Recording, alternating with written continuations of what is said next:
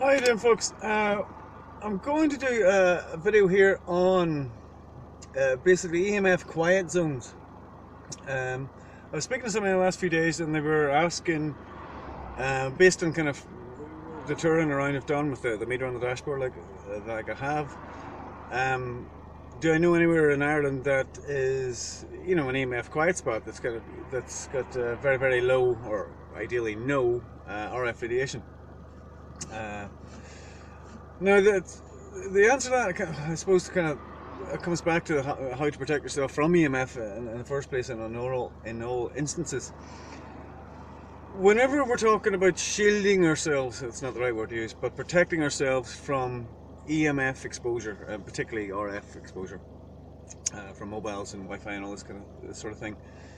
The main weapon we have, there are methods of blocking. You use Faraday nets. You can you know, there is shielding paint out there.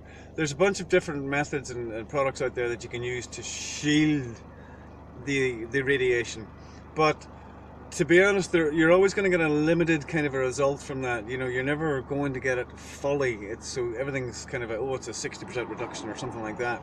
So you're not going to get completely protected if you're going down the road of I'm trying to shield myself from radiation that is within range. And that kind of hints to the main weapon that we have in terms of protecting ourselves from EMF radiation, RF radiation in particular, and that weapon is distance. It's as simple as that. Distance from the source of the EMF is the best protection against EMF radiation. Because of the way it works, it uses the square law. So the closer you are, it's an exponential increase in the amount of exposure, and similarly, the further away you move, it dramatically decreases. Obviously, mass beam out over a long distance and that, but generally speaking, distance from the source of the radiation is by far the best the best weapon you have, the best way to protect yourself. So based on that, okay,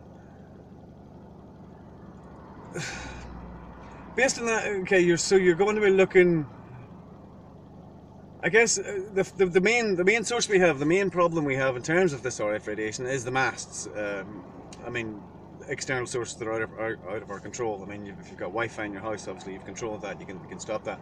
But the stuff you don't have control of, the external sources, the main problems with that are the main sources of that are the telecoms masts, cell tower masts, and external Wi-Fi, like neighboring Wi-Fi and all the rest of it. But both these come into the same thing. So I'll stick a link in the description. But I mean, basically that is where you kind of should be starting with this, if you were thinking about this, where if you were looking to go somewhere that is low EMF, I would suggest use the link below, go to that Comrade site, which basically has a map of all the masts in Ireland, and basically you're looking for a spot that is far away from a mast. That's literally as simple as that. That's the ideal. So realistically, ideal if you were looking for an EMF safe zone in Ireland today, it would be a country house in the middle of nowhere, as far away from mast as possible, so you've got nothing external to affect. Now, obviously that's the ideal. That's not an option for a lot of people, most people in fact, and it's also very inconvenient. The wireless technology basically is convenience, if you like. Convenience for a cost, and the cost is the radiation exposure. So if you took that up a step and say, okay, that's a bit drastic, but you still would be applying the same logic. So you'd be looking for something like a small village somewhere, basically as little people as possible, because with people comes more and more exposure, just through mobile phones and through their Wi-Fi systems, all this kind of carry on. So the bottom line here is, if you're looking to get away from EMF, if you're looking to protect yourself from EMF, basically cities are the worst place to be, and the middle of nowhere is the best place to be. And it's how much you want to kind of compromise on that, with the most obvious suggestion being a small little village somewhere. I suppose the question then also comes up, well, how long will it remain EMF free? You know, well, let's say I did actually go to a lot of personal effort in my own life to move to somewhere. What's the guarantee that they're not going to stick a mast up straight away there? And again, the answer to that is there is no guarantees. It is a real problem. But again, these masts, they tend to concentrate on the urban areas, basically where there's the most amount of people, and therefore need the extra excuse me, bandwidth to be able to carry all those signals. So if it's a small village somewhere, and again, we've all heard the horror stories of these things going up like in small places, there is no guarantee, except that the more remote it is, it's just the less profitable it'll be for them. So that's the best way to think about it. Of course, this is only getting the fact that we're going to get this all reversed in Ireland, but anyway. So I'm coming up to a wee place here now in Sligo. It's called Ballinacarrow. I've gone through it once or twice before, but I wasn't using the video. And I do remember going through and remarking to myself that, if you were looking for an EMF safe zone, this is the kind of place you're looking for. So I'm not necessarily saying Ballinacarrow specifically, but this is the type of area you're looking for. In that, it's got to be a shop or two, the post office and a pub or whatever. I'm not entirely sure if Ballinacarrow has all those things, but that sort of small area away from big urban areas. And I mean, Ballinacarrow is only 5 minutes, 10 minutes down the road from Sligo. So I mean, it's not to say you can't, locate yourself outside. I mean, you can still go into cities and to do the business and all the rest of it, do what you need to do. But so I'll start moving here now, and apologies for the shaky cam, and it's actually, I've lost the sunlight now as well, but that's probably better for seeing the meter. So you can see at the minute, we're just about to come into Ballinacarrow, and well, you couldn't have done that any better. Okay, so it's zeroed out. There's the little peak between 5 and 10. It's always there for mainly because of mobile coverage. But look at that. I mean, that's a fairly. I mean, it's as if there's nothing else here except mobile coverage, which, as I explained in the intro video, I think you're always going to get a wee peak of 5-10. I think Ireland pretty much has 100% coverage now. If you can find someone that doesn't, that's the better spot. So, you ruined it with that wee 2 there. But you can see very little RF radiation. Now, I know I'm just going through the main road there, and I'm sure if you went into the States there, you'd be getting more Wi-Fi and what have you. Oh God, go back, did that slip off the side there? Anyway, ironically, we're just coming out here now, and you're getting 5 in that. But you can see that's a very, very low reading for any area. And that is kind of the thing you would be looking for. Like I literally did a video sitting outside, I don't know if I'm going to put it up or not. I was just sitting outside a petrol station there in Sligo with a pretty much constant 3,000 microwatts, 3,000 down here. If you're not sure what these numbers are, watch the intro video, it kind of explains what they all are. But you can see, like, so we're coming out here now, even this is bigger out this country road. So I just want to show that, there are places, that's just one little place, and I'm sure there are many, many of them around Ireland,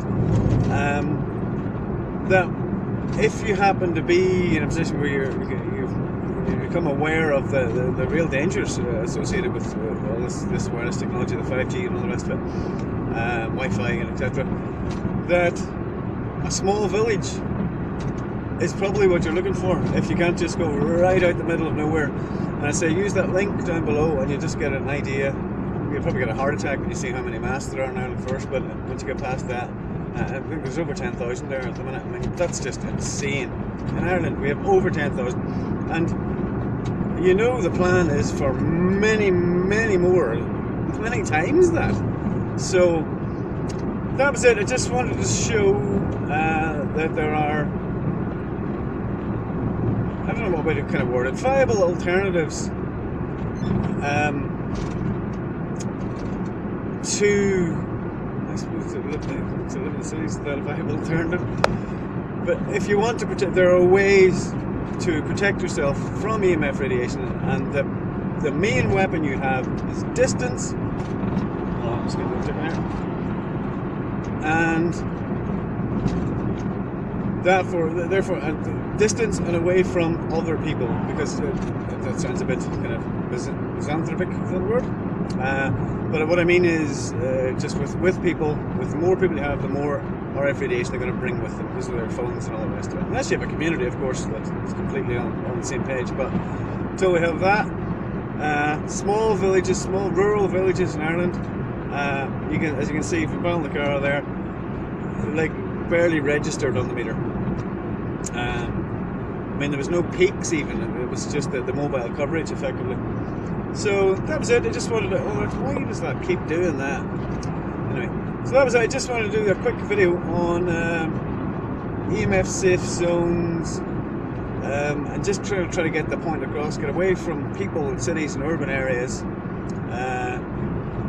to small rural areas. That would be the best way, the most effective thing you could do to reduce your exposure to EMF radiation. Anyway, I hope that was helpful to some people. If you've any questions or anything, knock them down below in the comments. And thanks a million for listening. Bye bye. Folks, I'm just doing a wee add-on here just at the end of that Ballinacarrow EMF safe zone kind of video. I just wanted to say, you know, in case some people are looking at it and going, well, what does that mean? You know, what are these numbers? Oh, okay, I've watched the intro video, I understand these numbers, but effectively, what's the bottom line conclusion to be drawn from sitting outside the petrol station in Sligo to going through Ballinacarrow? And as you have seen for yourselves on the meter, I was sitting in a petrol station, just at that petrol station in Sligo, and we're getting more or less constantly 3,000 microwatts per meter squared, that amount of radiation exposure, RF radiation exposure, radio frequency radiation exposure. Whereas in Ballinacarrow, this just for the sake of it, I think it blipped to 2 at one point, which was very disappointing. But anyway, let's just say it was 2 constantly in Ballinacarrow, not just that wee blip. Well, it means that it's over. I mean, even the most oversimplified math, like if you're living outside that garage, you're getting 1,000 times more exposure than you would be if you lived in Ballinacarrow. You know, and that's, you know, without getting into any other aspect of this or any other ways of protecting yourself, blah blah blah blah blah. That move would mean it's more than 1,000. You know, it's like literally thousands of times less in Ballinacarrow. So just kind of wanted to actually say it as explicitly as possible that the difference between even that garage and Ballinacarrow, we're talking, and you know, I'm sure you've seen some of the, I hope you've seen, please go and watch the other videos. But we maxed out this meter all day in 20,000 microwatts in Galway, and it had strong constant signals. So the difference in the amount of exposure you're getting, if you move to a small place, by the way, I'm not sponsored by Ballinacarrow or anything, I know it sounds like I am, it's on my route. It's the benefit of making that move in terms of radiation would be, it's almost immeasurable, you know. But anyway, so I just wanted to add that a little bit on the end there and just kind of try and make sense of what we're trying to do here, the message we're trying to get out. Anyway, thanks very much for listening, folks. Talk soon. Bye-bye.